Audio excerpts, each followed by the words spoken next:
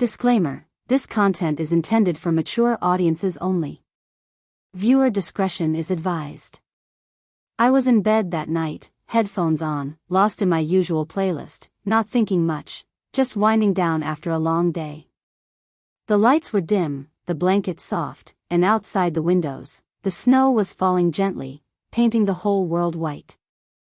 I didn't even notice when he walked into the room. I didn't hear the door open or the creak of the wooden floor beneath his boots. My husband, my quiet, unpredictable, and sometimes distant man, had just returned from a 2-day work trip. But instead of the usual hello or a tired sigh, what happened next changed something between us forever. It wasn't just the touch that startled me. It was the way he didn't say a word.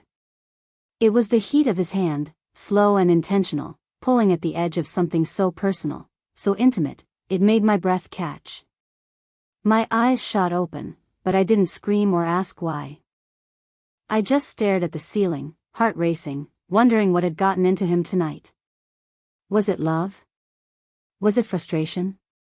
Or something deeper, something unspoken between a husband and wife who've known each other for years, yet still carry secrets? We'd been through a lot, me, a white Russian woman trying to adjust to life in the US, and him, a man of few words but deep emotions. There were days when we were more like roommates than lovers, just brushing past each other in the hallway. But tonight felt different. There was an electricity in the air, like something was about to happen that neither of us had planned but both of us needed. I didn't stop him. Maybe I should have. Maybe I should have asked what he was doing. But in that silence, I felt something stronger than words. A question rising in my chest: do I still know this man I sleep beside every night?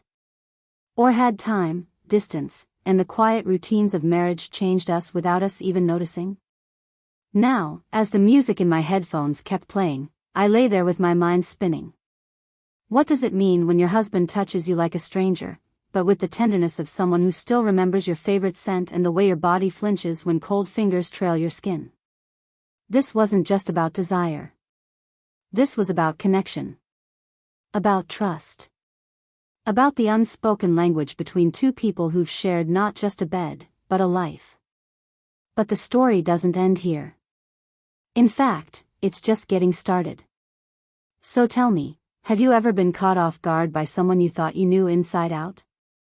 Drop your thoughts in the comments. What would you have done? Have you experienced something like this with your partner? Hit the like button if this story pulls at your heart a little. And if you're curious about what happens next, make sure to subscribe and turn on the notification bell, because the next chapter is going to take things even deeper. I didn't move. Not because I was afraid, but because I didn't want to break the moment. His fingers brushed along my waist like he was remembering something, some part of me he had forgotten or had pushed away for too long. I could hear my own breathing now, even over the music in my ears. Slow, uneven. I didn't know whether to close my eyes or keep them open. I wanted to see him, read his face, but part of me didn't want to interrupt whatever was going on in his mind. This wasn't like him. He was the type who worked late, who said things with actions more than words. He never made big gestures, but when he did show affection, it was in quiet, thoughtful ways: a mug of tea on cold mornings, an extra blanket when I fell asleep on the couch. We'd been married for almost 5 years, and sometimes it felt like we were just passing time together. But tonight, it felt like he was trying to reach back to something we lost. Or maybe something we never fully explored. I turned my head slightly, just enough to catch a glimpse of him in the corner of my eye. He wasn't smiling.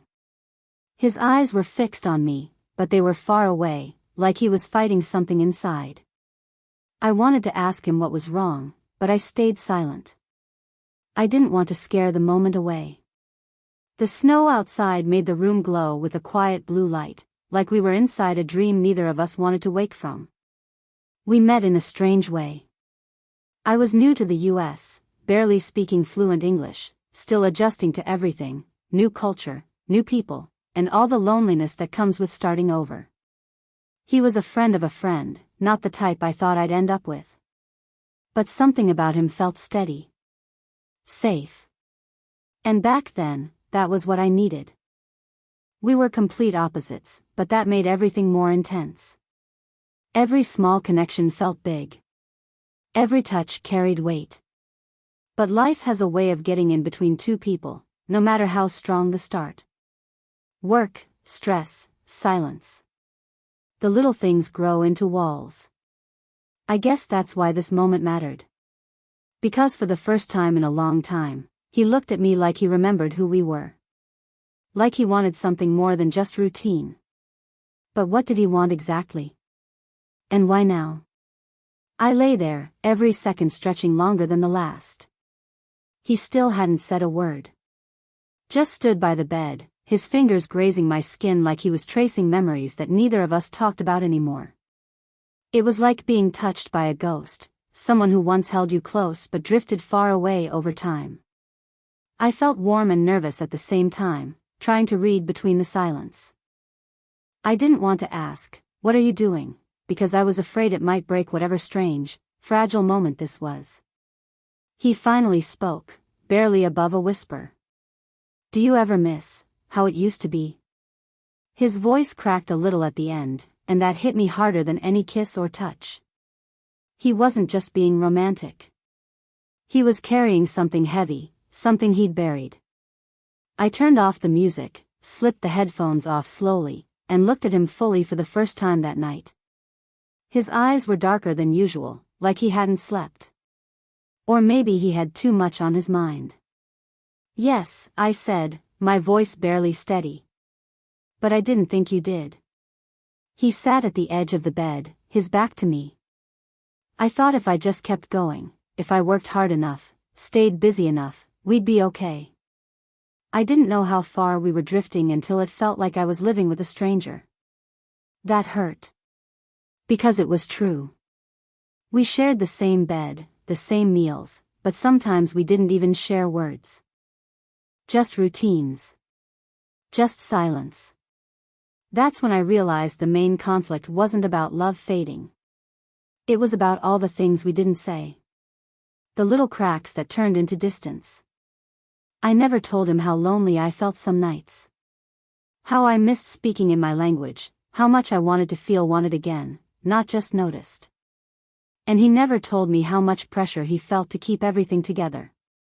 To be strong, to be stable, even when he was falling apart inside. I wanted to touch his back, to comfort him, but something stopped me. Maybe it was fear. Maybe it was pride. Or maybe I just didn't know how to reach him anymore. And then, suddenly, I remembered something.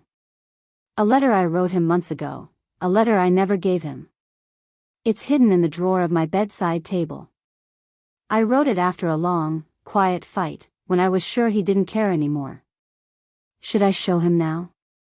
Would it help or make things worse? The room felt heavier. The snow outside kept falling like time didn't care what we were going through. And still, we sat there, not knowing what came next. What would you do in this moment?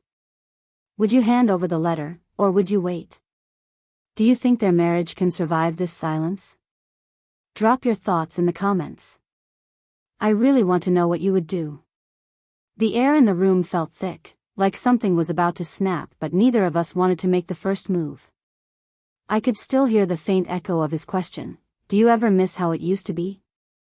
It hung between us like unfinished music. I wanted to scream yes. I wanted to cry. But instead, I just watched him, trying to understand the weight he was carrying. His hands were resting on his knees, knuckles tight, eyes fixed on the floor like it held answers. I opened the drawer slowly, heart pounding. The letter was still there, folded neatly under a worn paperback. I held it in my hand but didn't hand it over. What if he read it and pulled further away? What if it was too late? He turned his head slightly, sensing the movement. "What's that?" His voice was softer now, like he already knew it mattered. "It's something I wrote a while ago," I said. My voice cracked, and I hated that he could hear how unsure I was.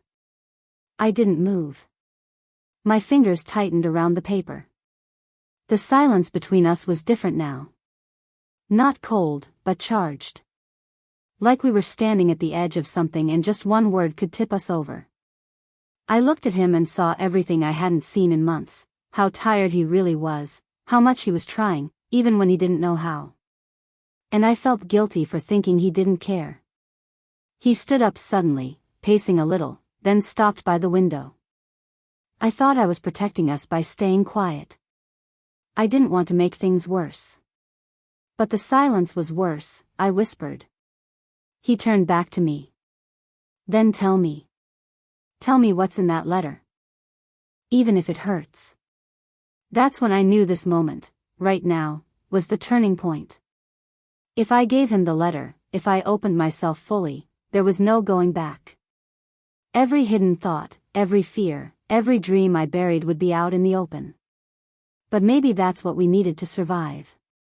Maybe truth was the only thing left. But just as I opened my mouth to speak, something outside caught his attention. His eyes narrowed. He stepped closer to the window, and his expression changed, confused, then serious. Wait, who's that? I followed his gaze. There was a figure standing near the fence, barely visible through the snow. And just like that, everything changed again. He stepped even closer to the window, brushing his fingers against the cold glass, eyes fixed on the figure outside. I followed, heart thudding louder than before, the letter still clenched in my hand.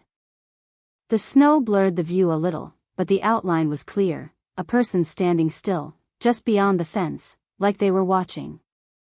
Not moving. Not walking away. Just there. Do you recognize them? I asked, barely above a whisper. He didn't answer right away. Instead, his eyes narrowed, and he tilted his head like he was trying to remember something. I think I've seen that coat before, he muttered, then shook his head. Could be anyone. But why would anyone be standing out there at this time? I could feel the tension shift, thickening between us in a different way now. The emotional storm inside the room had collided with something outside. He turned from the window and grabbed his jacket from the chair. I'm going to see who it is, he said. No, wait, what if it's nothing? I stepped forward, my voice urgent. But he was already halfway out the room. I stood frozen, torn between following him or staying behind. My instincts screamed something wasn't right. Not just with the stranger outside, but with everything. I looked back at the letter in my hand. Should I hide it again? Should I burn it? Before I could decide, I caught a glimpse of something else on the floor, something that must have fallen out of his coat pocket. A crumpled envelope. I picked it up and felt a chill. It was addressed to someone I didn't know. A woman's name. The handwriting wasn't mine. I stared at it, heart racing. My mind ran wild. Who was she? Why did he have this? That's when the second twist hit me. What if that person outside wasn't random at all? What if they had something to do with this letter? Suddenly everything felt connected, the distance between us, his long work trips, the quiet guilt in his voice earlier. Could he have been hiding more than his emotions? I slipped the mystery envelope into my nightstand without opening it. Not yet. I needed to know what was going on. And I needed to hear it from him. Minutes later, he came back inside, face pale and tense. They left, he said. By the time I got out there, they were gone. Just gone. Do you know who it was? I asked, watching him closely. No. But something doesn't feel right. He paused, looking at me, then down at the drawer. And I have to tell you something. But I'm scared it might change everything. That's when I knew. The night wasn't over. Not by a long shot. What do you think is in the envelope?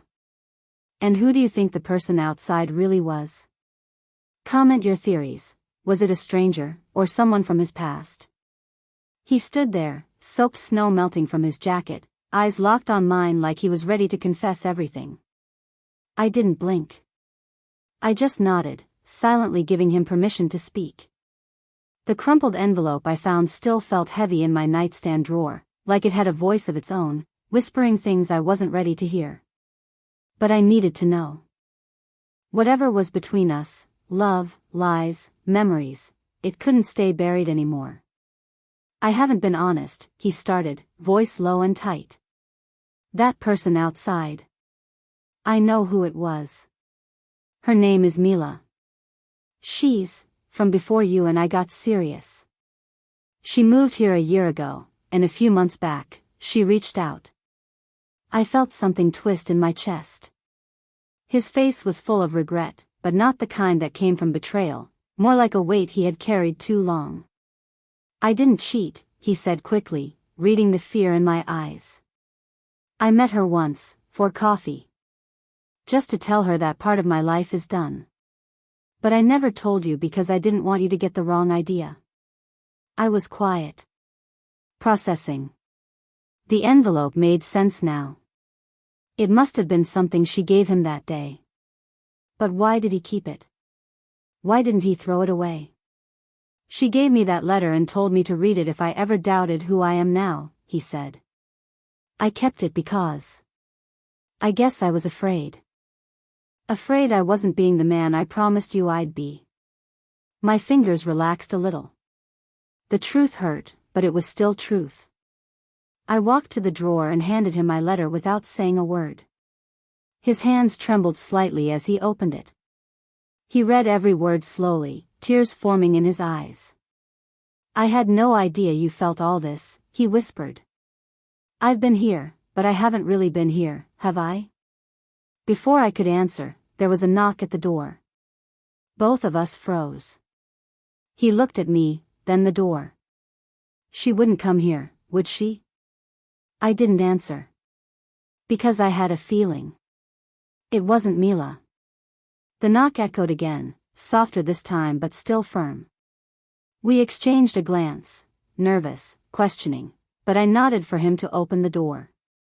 He moved slowly, like time had suddenly thickened around us.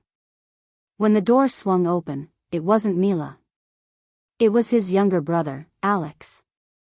He looked tired, eyes bloodshot from the cold and something else, emotion, maybe regret. I didn't mean to scare you, he said, glancing between us. I needed to talk to you. My husband looked completely stunned. You haven't called in months. Alex shifted uncomfortably. I was in town. I was supposed to leave tomorrow. But I passed by the house, saw the lights, and I couldn't just walk away. They stepped aside, and he came in, tracking snow onto the rug. I watched them, quiet, letting them share a moment. There was something in the way Alex looked at him, like he'd been holding onto something too long, too. I saw Mila, he said suddenly. My heart skipped. She reached out to me. Told me she thought you still weren't over her. My husband shook his head. I'm not. Because I never started with her. You know that. What I have now is real. I was just scared I was losing it. That was it. The final truth we both needed. Not just about what happened between us, but what hadn't happened. The fears, the doubts, the secrets that pulled us apart weren't because we didn't love each other. It was because we didn't talk. Didn't show our wounds. We sat down together, all three of us, quietly. No dramatic endings. No explosions. Just a small living room, soft snow outside, and three people letting go of things they had carried for too long. Later, after Alex left, I leaned into my husband, my head on his chest, and whispered, I'm still here. His arms tightened around me. So am I. It wasn't perfect. Nothing ever is. But it was honest. And for the first time in a long time, that felt like enough. If you've ever been in a relationship where silence said more than words, where love had to be rebuilt from memories and trust, then maybe you'll understand this story. Drop a comment below. Did the ending feel real to you? Would you forgive the way she did? And if you want to see a sequel to what happens next, let us know. We're always listening.